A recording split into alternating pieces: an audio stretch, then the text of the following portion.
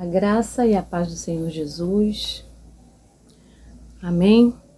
Nós vamos estudar hoje, na revista Compromisso, a lição de número 6.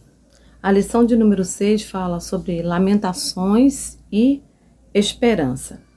E nós vamos ler o livro de Lamentações de Jeremias. Eu convido os irmãos a abrirem as suas Bíblias no livro de Lamentações.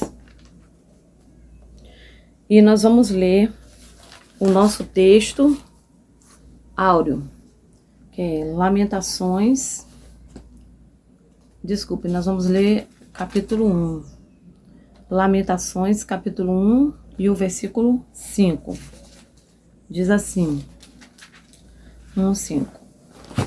Os seus adversários triunfam e seus inimigos prosperam, porque o Senhor a afligiu por causa da multidão das suas prevaricações, e seus filhinhos tiveram de ir para o exílio na frente do adversário.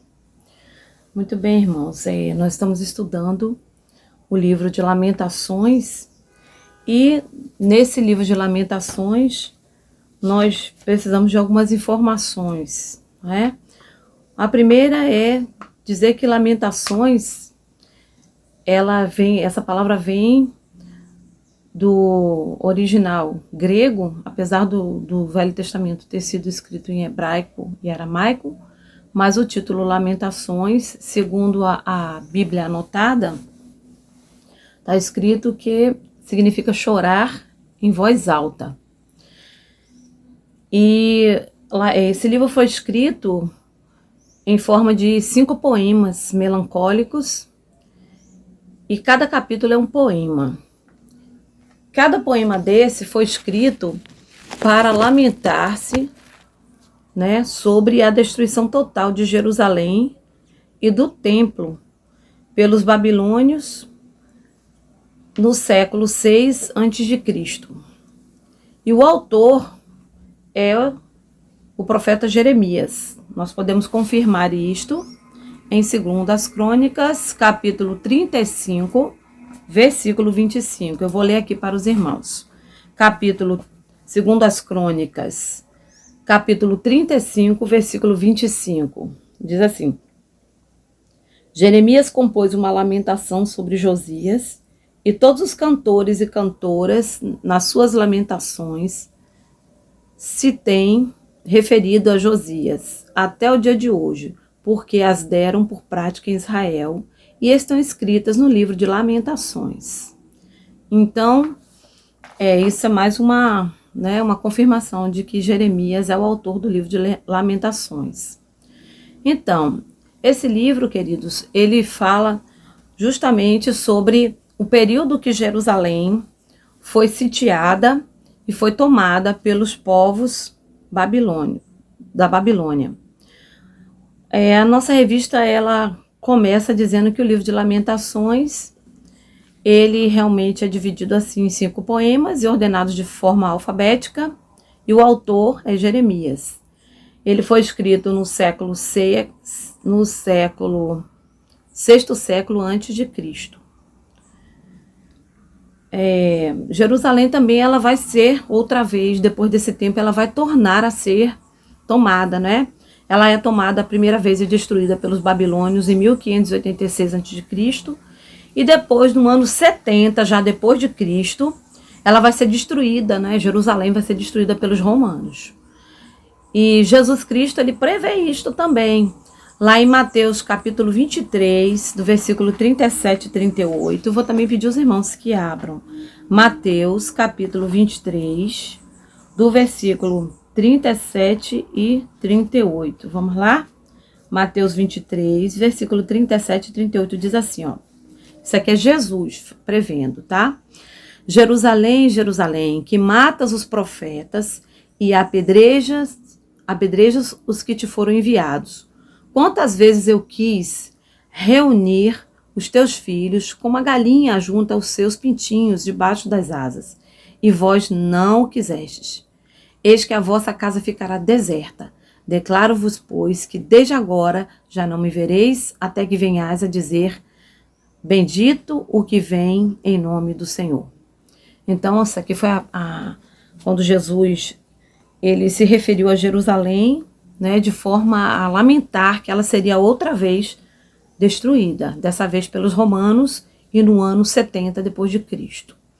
Então, queridos, o livro de Lamentações de Jeremias, nós podemos fazer um esboço da seguinte forma: a desolação de Jerusalém, tá? Que está no capítulo 1, de 1 a 22. Depois, a destruição de Jerusalém, que é no capítulo 2, de 1 a 22. E depois, o desconsolo do profeta Jeremias, capítulo 3, de 1 a 66. E a derrota do povo de Jerusalém, capítulo 4, de 1 a 22. E, por fim, a oração pelo povo, que é no capítulo 5, do verso 1 ao verso 22. Então, esse é um pequeno esboço do livro de Lamentações de Jeremias. O Senhor, ele vai trazer juízo e julgamento para Jerusalém, porque a cidade tornou-se uma cidade idólatra e pecadora, tá? Eu vou começar a ler aqui, nós estamos usando esta revista, e diz o seguinte: o livro de Lamentações se abre com uma dura constatação. Como está solitária a cidade que era tão populosa, a que era grande entre as nações tornou-se como viúva. Capítulo 1, versículo 1 do livro de Lamentações. Aquela que um dia tinha sido bela e brilhante como uma princesa, agora chorava inconsolável. Foi diante de tanta dor que o lamento se conduziu a uma busca que desse sentido a seu sofrimento e profundidade à sua relação com o seu Senhor. As tragédias da vida nunca podem impedir ou sequer ofuscar a vida com Deus. Jerusalém, por ter sido tomada e sitiada, por ter visto o seu rei ser levado, cegado, não é, pelos babilônicos, e seus filhos levados também em cativeiro, Jerusalém viu-se, não é, solitária, e Jerusalém, ela viu-se como uma viúva triste, sofrida, e naquela cultura, uma mulher viúva, ela necessitava de cuidados da sociedade, porque ela não tinha quem a cuidasse, quem a sustentasse. Então, a razão daquele estado de calamidade era uma só: a queda e o cativeiro aconteceram. Mas por quê? Por causa das suas muitas transgressões. Especificamente porque Jerusalém pecou gravemente por isso e se tornou impura. Capítulo 1, versículo 8 de Lamentações. Não havia outra causa para o que se via naquele momento. Assim, de maneira a enfatizar a causa do sofrimento, cuja ferida é tão grande como o mar, Lamentações 2,13, o texto ressalta que maior é a maldade do meu povo do que o pecado de Sodoma. Capítulo 4, versículo 6. Ora, se para Sodoma Deus não poupou o castigo pelos seus pecados, da mesma forma ele estaria naquele momento acendendo seu fogo contra Sião, para consumir os fundamentos daquela cidade pecaminosa. A causa do sofrimento e da lamentação não era de maneira alguma uma atitude de maldade por parte do Senhor, ou que ele tivesse se esquecido do seu povo. Pelo contrário, mesmo diante daquela situação, era preciso reconhecer que isso aconteceu por causa dos pecados dos seus profetas e das maldades dos seus sacerdotes, que derramaram o sangue dos justos no meio dela. Lamentações 4,13. E que foi a rebelião contra os mandamentos divinos, a razão do cativeiro. Muitas pessoas, quando sofrem ou estão passando por períodos de grande dor, de grande sofrimento, muitas pessoas querem atribuir esses sofrimentos a Deus. Por vezes nós podemos ver pessoas que se rebelam contra Deus no meio do sofrimento, mas o sofrimento, ele passa a ser didático, ele passa a ser uma lição, na medida que a pessoa reconhece seus próprios pecados, que ela reconhece que aquele sofrimento, aquela angústia, aquela dor se dá. Por quê? Porque ela precisa rever onde foi que ela errou. Então isso aconteceu com Jerusalém. No momento assim, o mais duro era constatar: os teus profetas te anunciaram visões falsas, insensatas, e não denunciaram o teu pecado. para evitar o teu cativeiro, mas anunciaram profecias inúteis e palavras que te levaram ao exílio. Lamentações 2,14. Então, o texto bíblico, ele nos diz também que aquelas pessoas que estavam encarregadas de dizer, de buscar uma restauração, elas não fizeram isso, que eram os sacerdotes e os profetas. Eles não denunciaram o pecado, eles não denunciaram que o povo precisava mudar, eles não denunciaram que Jerusalém precisava se voltar para Deus. E aqui o texto bíblico diz, eles não denunciaram o teu pecado para evitar o teu cativeiro. Mas, ao invés disso, eles falaram o que o povo queria ouvir, não é? Eles falaram o que o povo, não o que o povo precisava, mas o que o povo desejava. Então, isso foi um dos motivos que levou Jerusalém ao cativeiro. Quando aqueles que teriam a obrigação espiritual de serem os portadores fiéis da mensagem divina se deixam ser enganados, as consequências são desastrosas para o povo, e restando expressar o seu lamento. O lamento foi, caiu a coroa da nossa cabeça. Ai de nós, porque pecamos. Lamentações 5,16. Tristeza profunda.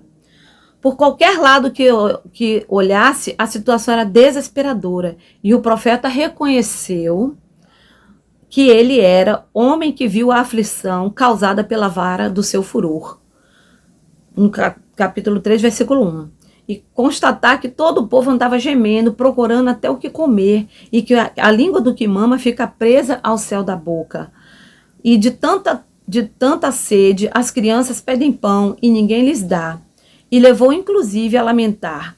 Só lhe restava uma alma cheia de amargura, e sentir que suas próprias forças haviam se esgotado.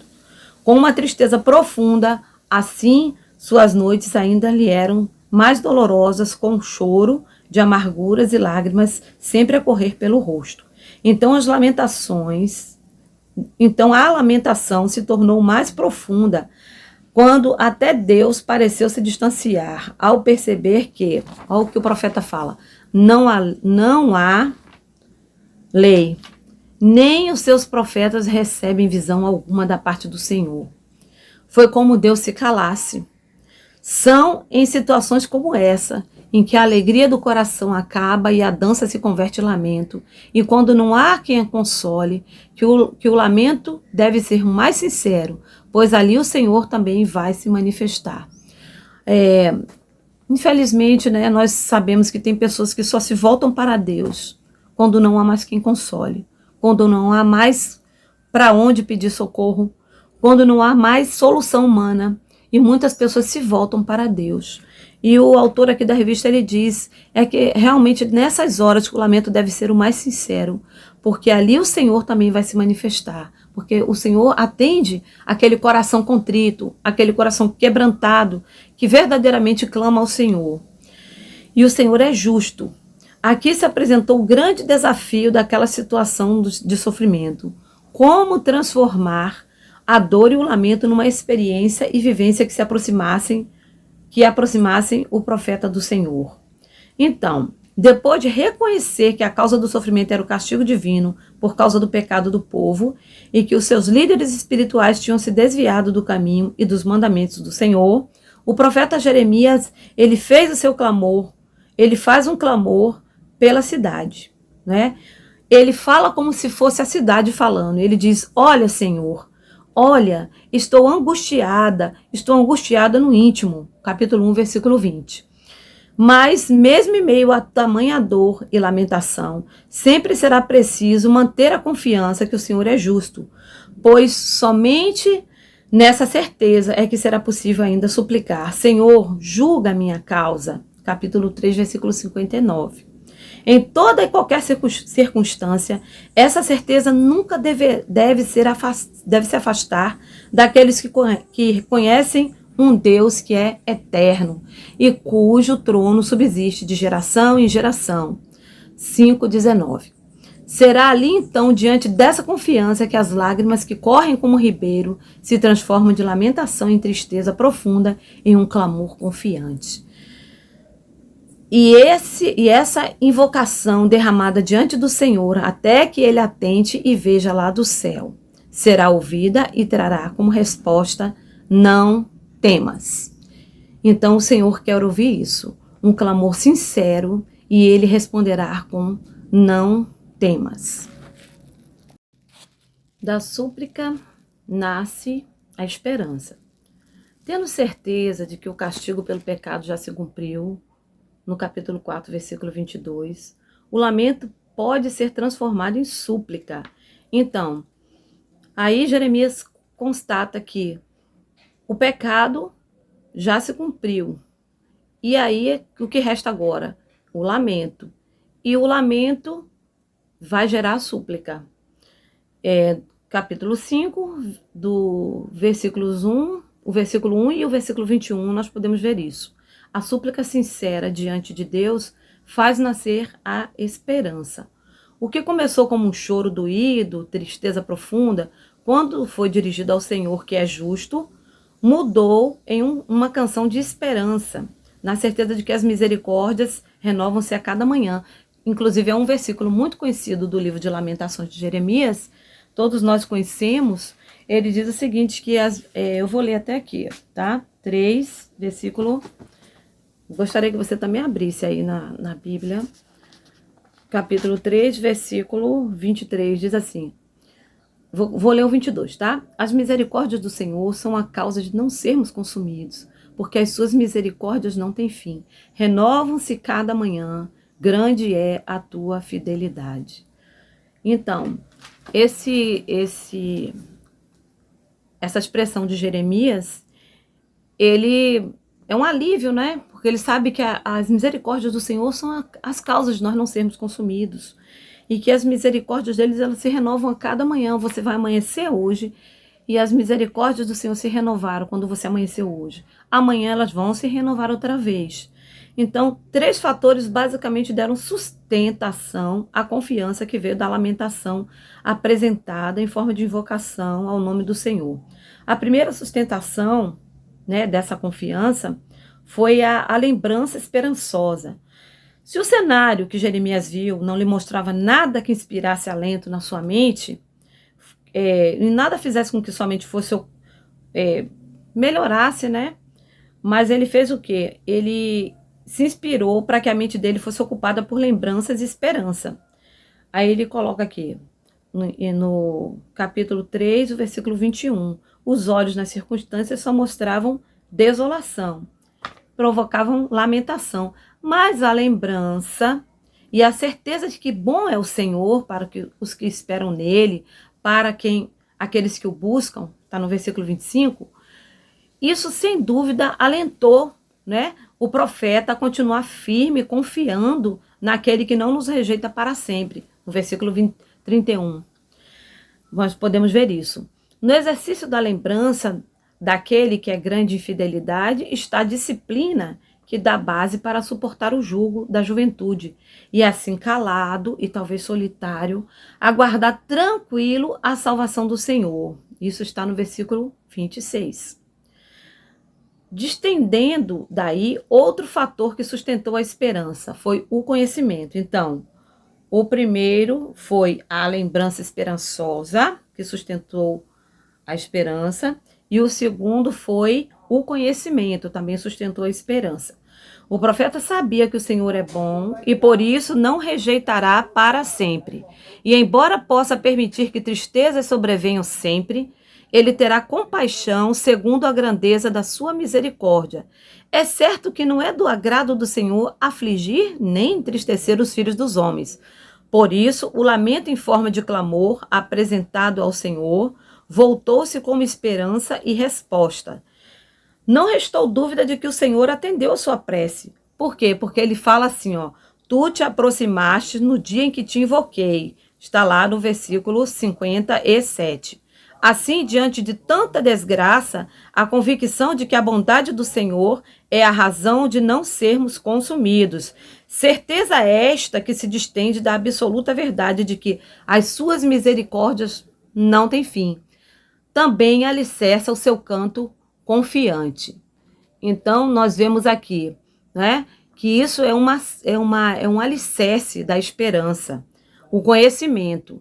Ora, com base numa lembrança que produz confiança e na fé confiante de um Deus, resta mais uma sustentação da certeza de que o Senhor haveria de ouvir, atender o clamor da lamentação. Qual é? O perdão. A causa principal da queda da cidade foi que Jerusalém pecou gravemente. Capítulo 1, versículo 8. Disso o autor bíblico não tem dúvida, mas quando há uma esperança de atitude do povo, examinando seus caminhos, levantando o coração e as mãos em direção a Deus e voltando-se para o Senhor, capítulo 3, versículo 40 a 41, firma-se a fé. Tu não perdoaste. Esse lamento que se mostrou inicialmente sofrido pelas desgraças vistas, finalmente foi capaz de ser a expressão da oração confiante. O capítulo 5 e o versículo 21, né, diz assim: ó Eterno, restaura-nos para ti mesmo, Senhor, para que retornemos. Renova os nossos dias como de antigamente. Renova os nossos dias como os de antigamente. Então, mais que um canto de choro e dor, tristezas e sofrimentos, a voz poética que pode ser lida no livro de Lamentações é a certeza do clamor que se converte em esperança quando apresentado ao Senhor. A causa primeira da queda e exílio de Jerusalém era o castigo provocado pelo pecado nacional do povo e de seus líderes, e isso trazia uma tristeza profunda. Mas a certeza de que o Senhor é justo sempre haverá de trazer esperança para aqueles que nele confiam. Eu estava estudando o livro de Lamentações de Jeremias e eu vi um comentário muito interessante, irmãos. Está escrito aqui no rodapé da Bíblia, Bíblia anotada e expandida, que como o livro de Malaquias, esse livro de Lamentações, ele termina também com um tom negativo. Por isso, quando ele é lido ainda em público, ainda hoje nas sinagogas, desculpa, os rabinos, eles leem primeiro o 22 e por último eles finalizam o cântico com o versículo 21. Eu vou ler o 22, o capítulo 5, 22. É assim, ó. Por que nos rejeitarias totalmente? Por que te enfurecerias sobremaneira contra nós outros? Então os rabinos fazem isso. Depois que eles leem o 22, eles sobem para o 21 e aí eles fazem um clamor. Converte-nos a ti, Senhor, e seremos convertidos. Renova os nossos dias como dantes. Então, é interessante notar que o livro de Lamentações, o nome já diz, é uma lamentação sobre o pecado de Jerusalém e, ao mesmo tempo, também é o profeta Jeremias, ele reconhecendo que tudo isso se deu, a destruição do templo, a levada para o cativeiro do rei, de seus filhos e do povo de Jerusalém, a cegueira do rei Ezequias, né, porque ele foi cegado, os babilônios cegaram os olhos do rei Ezequias. Tudo isso se deu por conta da rebelião, por conta da dureza de coração daquele povo. E o que nós podemos tirar de lição para nós hoje é que nós, povo de Deus, nós precisamos estar, o que o livro lá do Novo Testamento, o livro de Coríntios nos fala, que nós precisamos, examine-se, pois, o homem a si mesmo, fazer um autoexame de nós, e isso é todo dia, para vermos como nós estamos diante de Deus, como nós estamos vivendo a nossa vida cristã, em casa, no trabalho, na família.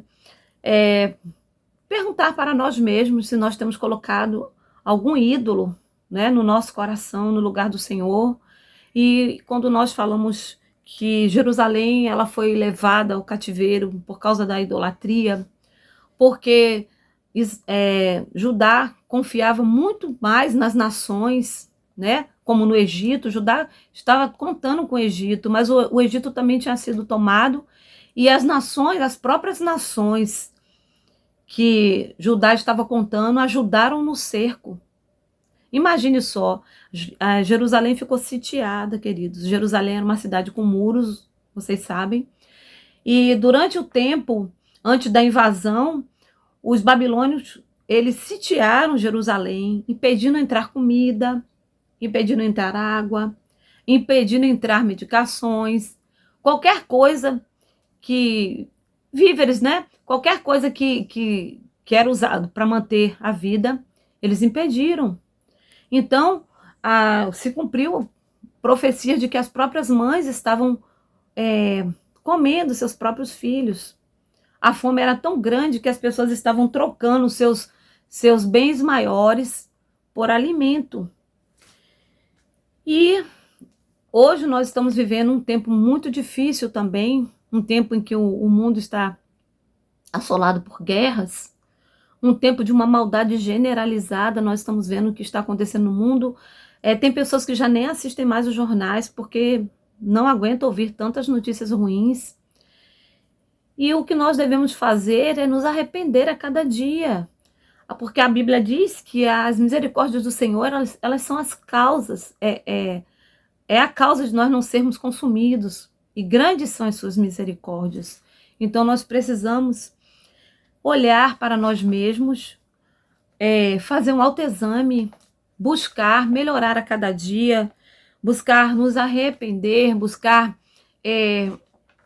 confrontar, né, as nossas próprias vivências, a nossa própria vida com aquilo que está na palavra e ver o que nós precisamos mudar, o que nós precisamos transformar, o que nós precisamos fazer na nossa vida para que sejamos agradáveis ao Senhor em tudo, em todos os aspectos. E a grande lição do livro de Lamentações é o reconhecimento de que quando há arrependimento sincero, verdadeiro, quando há súplica sincera, verdadeira, o Senhor responde, e o Senhor responde e o Senhor salva. O Senhor está pronto para nos ouvir. Finalizo com capítulo 5, versículo 21. Ó Eterno, restaura-nos perante Ti mesmo, Senhor, para que retornemos. Renova os nossos dias como os de antigamente. Que o Senhor nos abençoe e que nós possamos colocar em prática na nossa vida o que temos aprendido na nossa EBD.